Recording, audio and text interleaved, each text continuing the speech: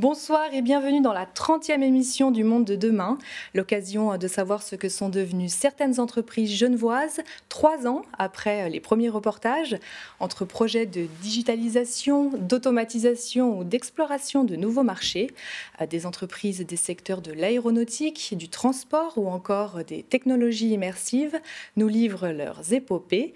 Comment ont-elles traversé ces périodes d'incertitude? Où en sont les projets prometteurs? Quels sont les prochains grands défis? Reportage Colline Hutz et Nicolas Grangier. Que sont-ils devenus?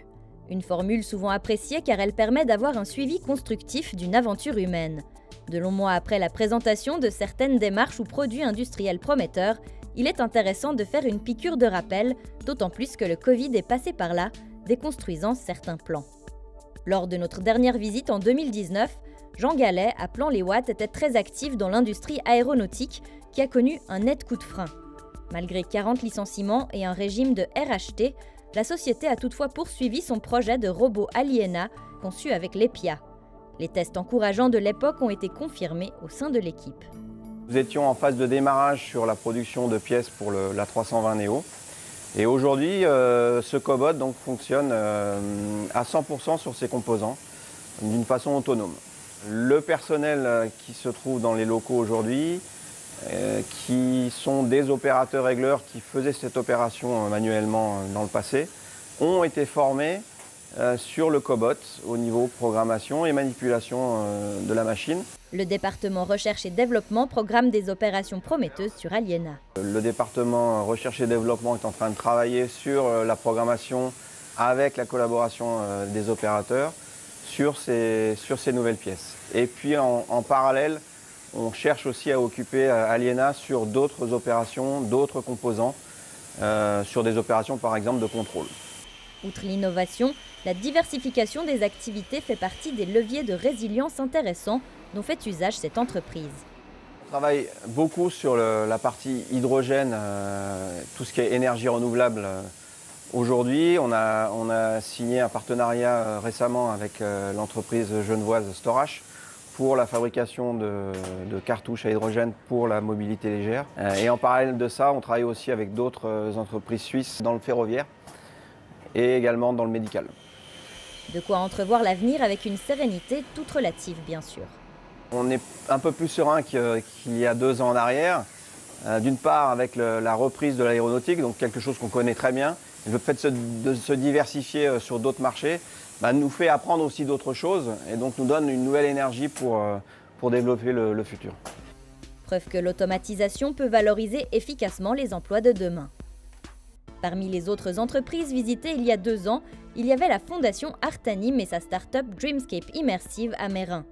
Spécialisée dans les technologies visuelles, elle rayonnait avec ses solutions d'animation 3D. Comment la crise a-t-elle impacté ce milieu? La réponse de Sylvain Chaguet. Il y a effectivement certaines priorités qui ont peut-être un petit peu changé, notamment certaines collaborations qui ont été ralenties par le fait que, notamment dans le domaine médical, on avait des projets donc, de réhabilitation par exemple, avec lesquels on travaillait avec les hôpitaux universitaires de Genève. Forcément, ils ont eu un peu d'autres chats à fouetter pendant cette période-là, donc ça a mis certains projets un peu plus en pause, j'ai envie de dire, en attendant qu'on puisse avoir le temps de retravailler là-dessus. Mais d'autres idées ont émergé, telles qu'un projet collaboratif à teneur scientifique. On a eu la chance de pouvoir développer aux États-Unis, notamment grâce à un partenariat avec l'Université d'Arizona, donc une collaboration pour un peu développer des manières d'apprendre aux étudiants différentes, justement en utilisant la réalité virtuelle et en immergeant les étudiants dans des environnements auxquels ils ne pourraient pas forcément avoir accès, pour leur permettre d'apprendre un petit peu de manière différente que juste d'écouter un professeur raconter quelque chose sur un tableau noir. Avec les échanges à distance et l'essor du télétravail, Sylvain Chaguet croit fort au potentiel des animations 3D, tant pour une application professionnelle que ludique. Que ce soit sur la partie effectivement éducation ou réhabilitation, réalité virtuelle, ce sont des choses qui sont toujours vraiment pertinentes aujourd'hui. Et puis sur la partie plus divertissement, on s'est aussi rendu compte que malgré tout ça, les gens avaient quand même encore envie de sortir, d'aller faire des expériences. Toutes les solutions qu'on a pu un peu développer vont continuer à se pérenniser, j'ai envie de dire, dans les années qui viennent. La qualité des avatars permettra de combler un peu les visites ou conférences d'affaires, même si rien ne remplace les relations humaines. En résumé, au milieu de ces turbulences, certaines activités d'entreprise ont été freinées, d'autres peu ou pas impactées, et d'autres apparues directement sous l'impulsion de la crise. Un beau message d'espoir. Philippe Menou, bonsoir. Bonsoir.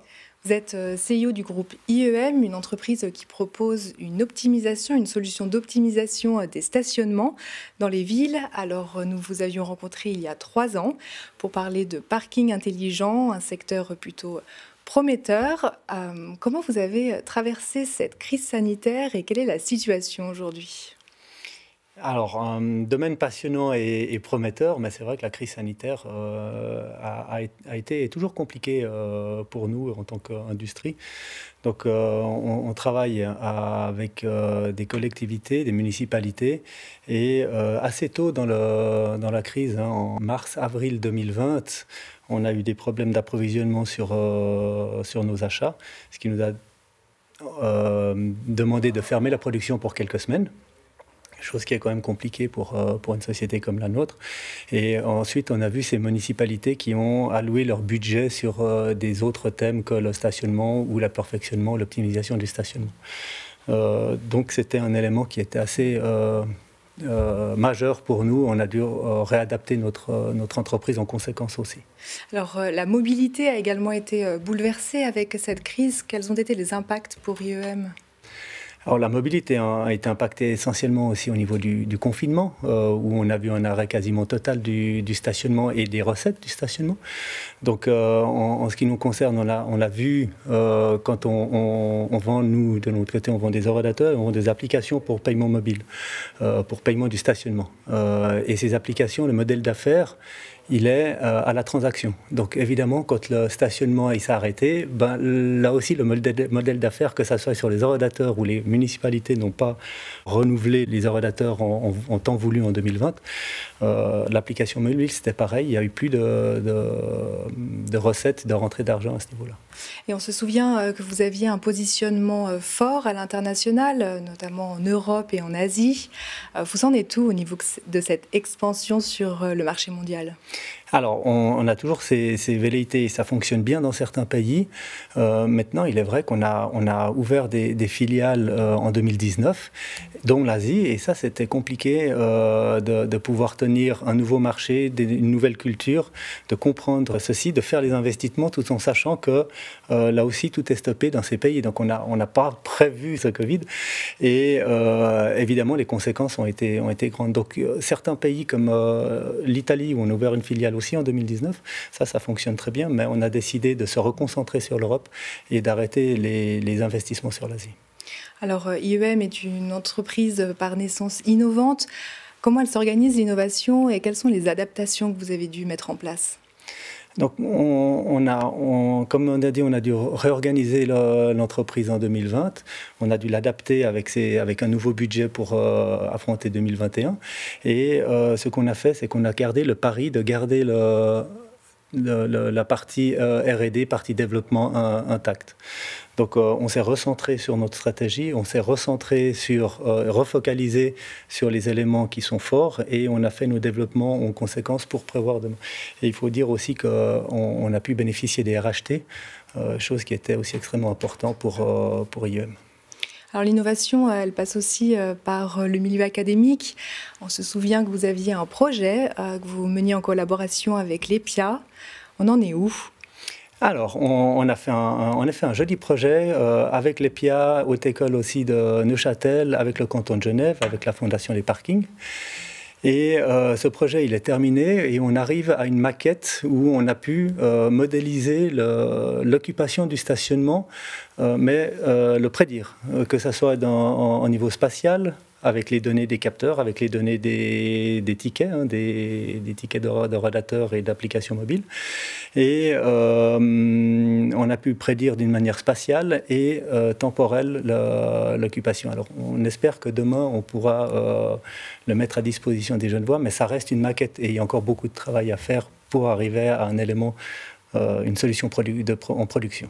Vous avez une date de sortie de cette maquette ? Non, il y a encore beaucoup de travail à faire et il y a n'y a pas de date aujourd'hui connue. Quels sont les grands enjeux du futur du stationnement ? Je pense que le stationnement est un élément de mobilité. Donc le stationnement passe par l'évolution de la mobilité.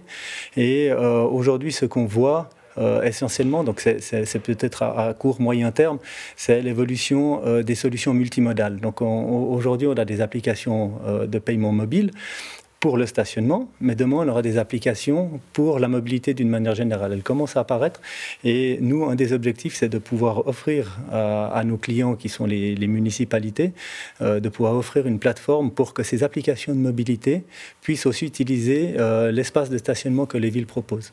Donc ça, c'est un élément qu'on voit et qu'on travaille dessus aujourd'hui déjà, avec un partenariat par exemple avec le TCS.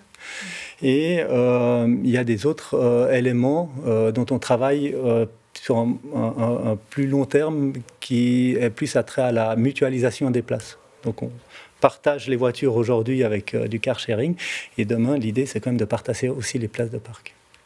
Donc on est en plein dans l'environnement, respect de l'environnement et de la durabilité. Tout à fait. Alors on suit pour ça le plan climat 2030 où on voit bien qu'il y a une volonté de réduire les véhicules au centre urbain. Et nous, on travaille pour offrir des solutions aux municipalités pour qu'elles réussissent à atteindre leurs objectifs. Philippe Menou, merci beaucoup. Merci à vous. Et bravo encore pour avoir traversé ces 3 années difficiles et complexes. Ouais, c'est fort sympathique. C'est pas fini, mais on y travaille. Merci à vous de nous avoir suivis et on se retrouve tout prochainement sur L'Aimant Bleu.